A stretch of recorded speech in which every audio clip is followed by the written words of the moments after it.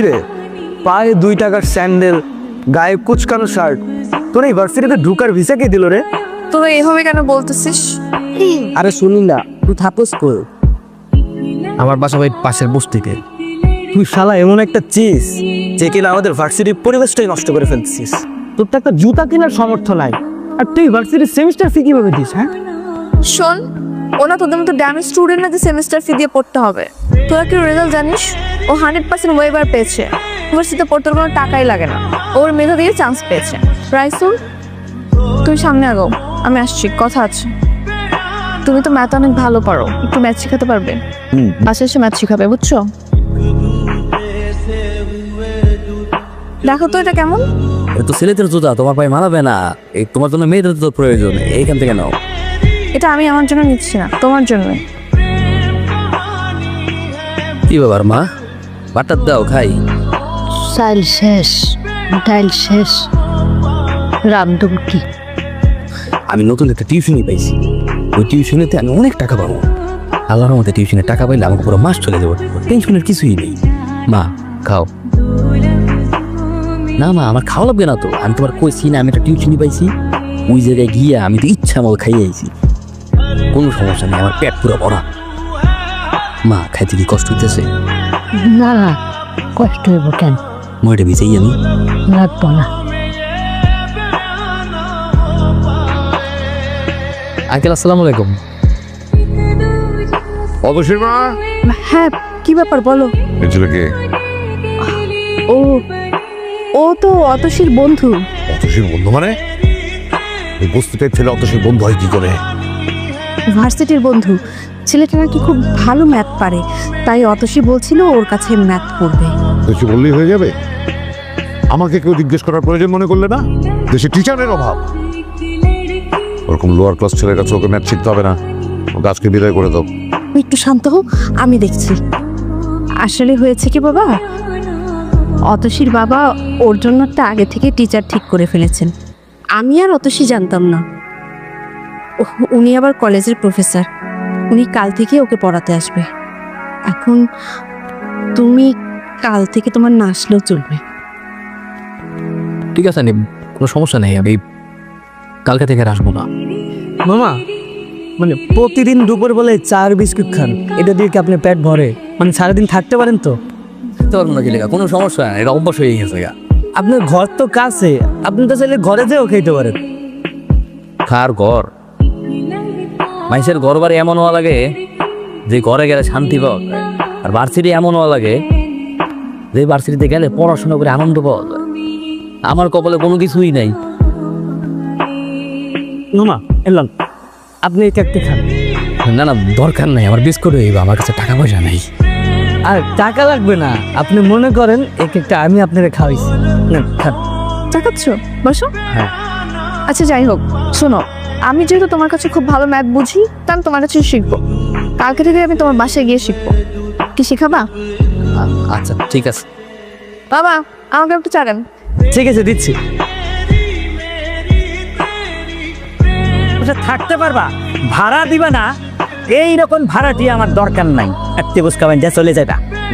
ভাই ভাই, আমি না নতুন একটা টিউশনই পাইছি, টিউশনের টাকা পাইলে আমি আপনার টাকা দিয়ে দিতেছি। এই তোর পকেটে 2 টাকাও নাই, তুই টিউশনি কইরে তুই খাবি না আমারে টাকা দিবি? প্লিজ স্যার, চালিয়ে আছে পা ধরতেছি স্যার, প্লিজ স্যার এমন করেন না স্যার, পা ছাড়ো প্লিজ। আরে পড়াশোনা করতে পারবে না স্যার, আমার স্যার একটা বার সুযোগ দিন স্যার। চাও তো? স্যার কি হয়েছে? আর বলো না, ও লাস্ট সেমিস্টারে খারাপ করেছে, এই জন্য ওকে 25% পে করতে হবে সেমিস্টার। স্যার, এই পেমেন্টটা ওর জন্য বেয়ার করা তো একটু টাফ। আপনি একটু চেয়ারম্যান স্যারের সাথে কথা বলেন না। আচ্ছা ঠিক আছে, তুমি যদি এত করে বলছো। আর রাইসুল, তুমি ব্রিলিয়েন্ট ছেলে, তোমাকে আমি লাইক করি। তোমার এবারের সেমিস্টার ফিটা আমি দিয়ে দিচ্ছি, কিন্তু প্রমিস করো নেক্সট টাইম ভালো করে পড়াশোনা করবো। জি sir. Promise? Promise. Thank you sir. Hello, কি ব্যাপার, আজকে তো তোমার একটু ফ্রেন্ডের বার্থডে, ভুলে গেছো? একটা উইশও তো বললাম না। সরি। কালকে আমাদের বাসায় ছোট্ট করে সেলিব্রেশন হবে আমার বার্থডে, সো কালকে কিন্তু চলে আসবা। হ্যাঁ অবশ্যই অবশ্যই। Okay bye. হাই হাই, এই আবুল মার্কাটা আতসীর ফ্রেন্ড? জি ভাইয়া। আবার হাতে কি নিয়ে আসছে দেখি, গিফট নাকি? দাও দেখি। এটা কি কোনো ফুটপাত থেকে আনা হয়েছে? আপনার আবার করে এবার বেশি বেশি হচ্ছে। মা ওইদিকে গিয়ে ডেকে নিয়ে আয়, আমরা এদিকে কেক কাটার ব্যবস্থা করতেছি। যা মিস্টার আবুল, এদিকে আসেন, শুনেন। ওই পাশে দেখছিলাম জিনিসটা অনেক ময়লা হয়ে আছে, ওই পাশটাকে খুব সুন্দর করে ক্লিন করো, আমরা একটু আয়োজনের ব্যবস্থা করতেছি। ওকে, যাও, গুড বয়।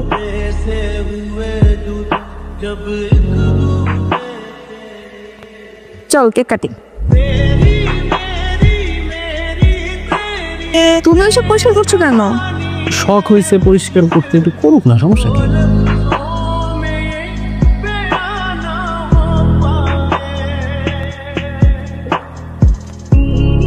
হ্যালো, কিরে বালটা রেন্ডে করে দিছো? ভাই আপনি যারা ফোন করছেন আমি সে না, আমি সাধারণ একজন পথচারী। যারে ফোন করছেন তারা কারা জানি গুলি করে চলে গেছে। একটা কাজ দিব, লাশের পাশে কি কোনো সুটকেস আছে? হ্যাঁ আছে তো।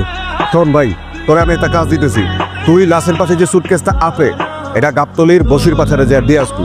তুই যদি কাজটা করতে পারো তোর আমি 2 লাখ না, তোরে আমি 5 লাখ টাকা দিব। পারবো পারবো পারবো। ভাই আমি ওই যে বসির বাসা, কোড কর, কোড 006। 5 লাখ। আমার কাছে এত টাকা? এগুলো আন্ডারওয়ার্ল্ডের বিজনেস, এখানে এগুলো ইনকাম হয়। আমি আপনাদের সাথে কাজ করতে চাই। ঠিক আছে, তুই যেহেতু প্রথম ডেলিভারিটা কাতা হাতে সাকসেসফুলি দিছস, তোর উপরে ভরসা করা যায়। ঠিক আছে, তোর ফোনে একটা অ্যাড্রেস পাঠাই দিব, কালকে আমার সাথে ওই অ্যাড্রেসে দেখা করি।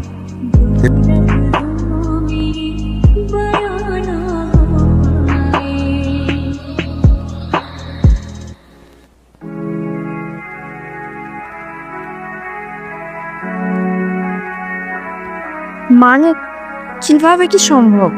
আপনি কি নিউজ দেখেন না? কিসের নিউজ? ইন্টারন্যাশনাল মার্কেটে সর্বোচ্চ বাংলাদেশি ট্রেডার রাইসুল হাসান একদিনেই 1 কোটি টাকার বাজি মার। কি করলেন এটা মামু? আমি ওনার চা খাই না, সময় চেঞ্জ হয়ে গেছে। হ্যাঁ যেটা বলতেছিলাম, আগে তো প্রতিদিন আমার দোকানে এসে খাইতেন, আজকে আপনার কটা টাকা হয়ে গেছে দেখে আপনি আমার ভুলে গেছেন। শোনে ও হ্যাঁ দেখতেছেন ইম্পর্টেন্ট কথা বলতেছি, সরান তো সরান। এই সেমিস্টারে তোমার 0% ওয়েবার, কোনো প্রকার ডিসকাউন্ট পাবা না। আর আমি টাকা দিয়ে তোমাকে কোনো প্রকার হেল্প করবো না। কয় টাকা লাগবে? জ্বালাবো সবজি।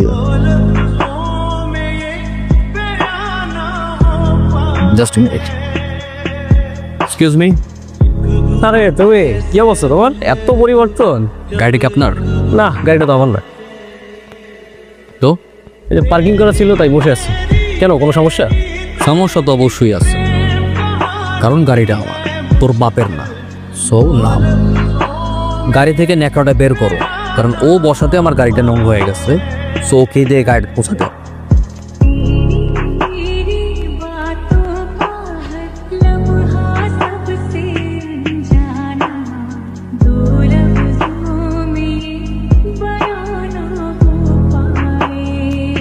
পানামাও বাবাই বিয়ে হচ্ছে না।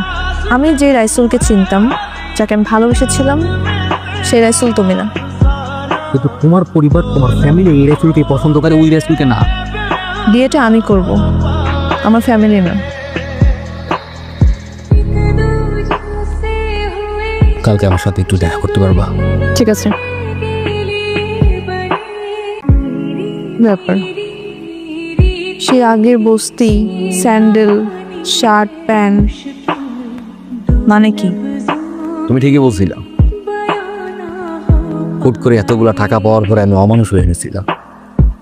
আমি এখন মানুষ হয়েছে, পড়াশোনা শেষ করতে চাই, সৎভাবে উপার্জন করে নিজের পায়ে দাঁড়াতে চাই। তাই আমি আমার যত স্থাবর যত সম্পত্তি আছে, যা কিছু আছে, সব কিছু বিভিন্ন এতিমখানা মাদ্রাসায় দান করে দিয়ে এসেছি। এখন কি আমি ভালোবাসবে? ভালোবাসি বলেই তো আসছি।